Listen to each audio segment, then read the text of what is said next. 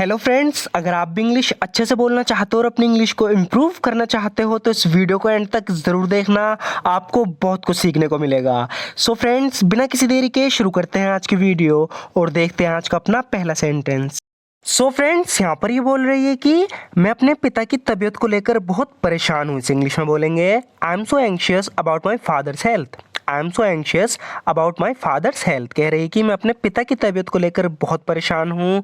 I am so anxious about my father's health. मेरे पिता की हालात दिन पर दिन ख़राब हो रही है। इसे इंग्लिश में बोलेंगे, माई father's condition is getting worse day by day. My father's condition is getting worse day by day, यानी मेरे पिता की तबीयत दिन पर दिन ख़राब हो रही है। My father's condition is getting worse day by day. मुझे डर है वे मर सकते हैं। I am afraid he might die. I am afraid he might die. तो आगे कह रही है कि मुझे डर है वे मर सकते हैं। I am afraid he might die.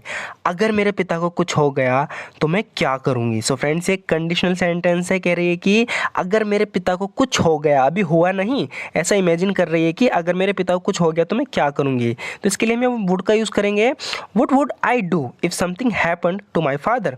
What would I do if something happened to my father, यानी अगर मेरे पिता को कुछ हो गया तो मैं क्या करूँगी। What would I do if something happened to my father. मेरे पास यही कैमरा है। तो इसके पास बस एक कैमरा है, तो कह रहा है कि this camera is all I have. This camera is all I have. कह रहा है कि मेरे पास बस ये कैमरा ही है। This camera is all I have. मैं इसका मुश्किल से ही कभी इस्तेमाल करता हूँ। तो ध्यान देना, यहाँ पे कह रहा है कि मैं इसका मुश्किल से ही कभी इस्तेमाल करता हूँ। इसके लिए हम यूज़ करेंगे सेल्डम इफ़ एवर। तो इसकी इंग्लिश होगी, I seldom if ever use it. I seldom if ever use it, यानी मैं इसका मुश्किल से ही कभी इस्तेमाल करता हूँ। I seldom if ever use it. अगर तुम चाहो तो इसे ले सकते हो। You can take it if you want. You can take it if you want, यानी अगर तुम चाहो तो इसे ले सकते हो। You can take it if you want. बस ध्यान रखना ये टूटे ना। इसे इंग्लिश में बोलेंगे, just make sure it doesn't break. Just make sure it doesn't break, यानी बस ध्यान रखना ये टूटे ना। Just make sure it doesn't break. ये मेरे पिता की आखिरी निशानी है। इसे इंग्लिश में बोलेंगे, it is the last memento of my father.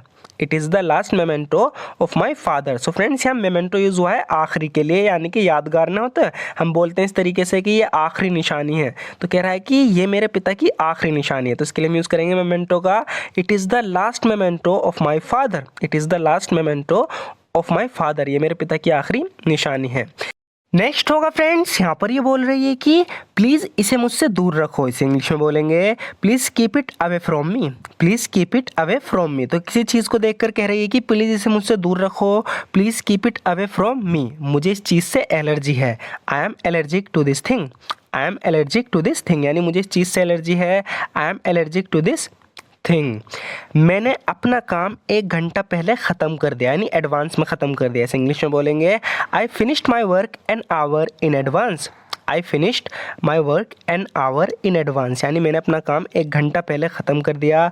I finished my work an hour in advance, क्योंकि मेरे पास अब करने के लिए कुछ है नहीं। Since I have nothing to do now. Since I have nothing to do now, कह रही है कि क्योंकि मेरे पास अब करने के लिए कुछ है नहीं। Since I have nothing to do now, मैं अब सोने जा रही हूँ। I am going to bed now. I am going to bed now, मैं अब सोने जा रही हूँ। I am going to bed now. मैंने तुमसे कितनी बार कहा है। इसे इंग्लिश में बोलेंगे, how many times have I told you. How many times have I told you, यानी मैंने तुमसे कितनी बार कहा है। How many times have I told you. तुम समझते क्यों नहीं हो। Why don't you understand. Why don't you understand, यानी तुम समझते क्यों नहीं हो। Why don't you understand. मैंने साफ तौर पर तुमसे वहाँ जाने को मना किया था। सो फ्रेंड्स, यहाँ ध्यान से देखना, कह रहा है कि मैंने साफ तौर पर तुमसे वहाँ जाने को मना किया था। इस इंग्लिश में बोलेंगे, I explicitly told you not to go there. I explicitly told you not to go there. So friends, यहाँ पर एक्सप्लिसिटली का यूज़ हुआ है साफ तौर पर, स्पष्ट रूप से, साफ तौर पर। तो इसके लिए हम यूज़ करेंगे एक्सप्लिसिटली। तो यहाँ पे कह रहा है कि I explicitly told you not to go there. मैंने तुमसे साफ तौर से वहाँ पे जाने को मना किया था, लेकिन तुम फिर भी गए। But you still went. But you still went, लेकिन तुम फिर भी गए। But you still went. तुम्हें कोई अंदाज़ा भी है वहाँ क्या हो सकता था? Do you have any idea what could have happened there? Do you have any idea what could have happened there? तुम्हें कोई अंदाज़ा भी है वहाँ क्या हो सकता था? Do you have any idea what could have happened there? तुम वहाँ मर सकते थे। You could have died out there. You could have died out there, यानी तुम वहाँ मर सकते थे। You could have died out there. तुम भाग्यशाली हो कि उसने तुम्हें नहीं मारा। You got lucky he didn't kill you. कह रहा है कि you got lucky he didn't kill you, यानी तुम भाग्यशाली निकले कि उसने तुम्हें नहीं मारा। You got lucky he didn't kill you. तुम्हें रात में अकेले बाहर नहीं जाना चाहिए। यहाँ पर ये किसी लड़की से कह रही है कि you shouldn't go out by your self at night. You shouldn't go out by your self at night, यानी तुम्हें रात में बाहर अकेले नहीं जाना चाहिए। You shouldn't go out by your self at night, तुम्हें रात में बाहर अकेले नहीं जाना चाहिए। रात के लिए यहीं रुक जाओ। Stay here for the night. Stay here for the night, कह रही है कि रात के लिए तुम यहीं रुक जाओ। Stay here for the night. मैं तुम्हें सुबह घर छोड़ दूंगी। I will drop you of at home in the morning. I will drop you of at home in the morning, कह रही है कि मैं तुम्हें सुबह घर छोड़ दूंगी। I will drop you of at home in the morning. नीचे मत देखना, तुम्हें चक्कर आ जाएंगे। सो फ्रेंड्स, कोई आदमी है जो ऊंचाई पे खड़ा है, उससे कह रहा है कि don't look down you will get dizzy. Don't look down you will get dizzy, यानी नीचे मत देखना, तुम्हें चक्कर आ जाएंगे। Don't look down you will get dizzy. Next होगा फ्रेंड्स, यहाँ पर ही कह रही है कि बेहतर होगा तुम इस बात को अपने दिमाग से निकाल दो। इसे इंग्लिश में बोलेंगे you had better get this thing out of your mind. You had better get this thing out of your mind. So friends, यहाँ पर हमने यूज़ किया हैड बेटर का। हैड बेटर हम कभी भी पास्ट में यूज़ नहीं होता है, इसका प्रेजेंट या फ्यूचर में होता है। तो कह रही है कि बेहतर होगा तुम इस बात को अपने दिमाग से निकाल दो। You had better get this thing out of your mind. तुम्हारे पास ज़्यादा समय नहीं है। You don't have much time left. You don't have much time left, यानी तुम्हारे पास ज़्यादा समय नहीं है। You don't have much time left. मैंने तुमसे ऐसा कुछ नहीं कहा था। ये लड़का इससे कह रहा है कि तूने मुझसे ऐसा कहा था। तो ये कह रही है कि I said no such thing to you. I said no such thing to you, यानी मैंने तुमसे ऐसा कुछ नहीं कहा था। I said no such thing to you. यहाँ पर ये कह रहा है कि काश जो तुम्हारे साथ हुआ मैं उसे बदल पाता। इसे इंग्लिश में बोलेंगे I wish I could change what happen to you. I wish I could change what happen to you, यानी काश जो तुम्हारे साथ हुआ मैं उसे बदल पाता।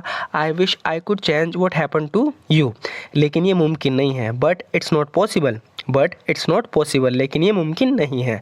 तो इसकी वजह से किसी के साथ बहुत बुरा हुआ, तो उससे कह रहा है कि I wish I could change what happen to you, काश मैं बदल पाता जो तुम्हारे साथ हुआ। बट इट्स नॉट पॉसिबल, लेकिन ये मुमकिन नहीं है। सो फ्रेंड्स, आज की वीडियो में बस इतना ही। लास्ट में हमने 5 से 6 सेंटेंसेज अपनी पुरानी वीडियो के यूज़ किए हैं ताकि प्रैक्टिस भी हाथों हाथ होती रहे, क्योंकि आपके लिए ज़रूरी है कि आप इन सेंटेंसेस को बार बार देखो, तभी आप इन्हें समझ पाओगे। आपको समझने की भी ज़रूरत नहीं, खुद आपके दिमाग में सेट हो जाएंगे और आप खुद ब खुद उन्हें बोलने लगोगे। बहुत ज़्यादा ज़रूरी है, इसलिए प्रैक्टिस करते रहना। सो फ्रेंड्स, ज़रूर बताना आपको वीडियो कैसी लगी। अगर वीडियो अच्छी लगी तो लाइक ज़रूर कर देना, और इस तरह की और वीडियोस देखने के लिए हमारे चैनल को ज़रूर सब्सक्राइब कर लेना, क्योंकि इस चैनल पर इस तरह की वीडियोस आपको रेगुलर देखने को मिलेगी। सो फ्रेंड्स, सब्सक्राइब करना बिल्कुल भी मत भूलना। अच्छी लगी तो वीडियो लाइक ज़रूर कर देना। And thank you so much for watching this video friends.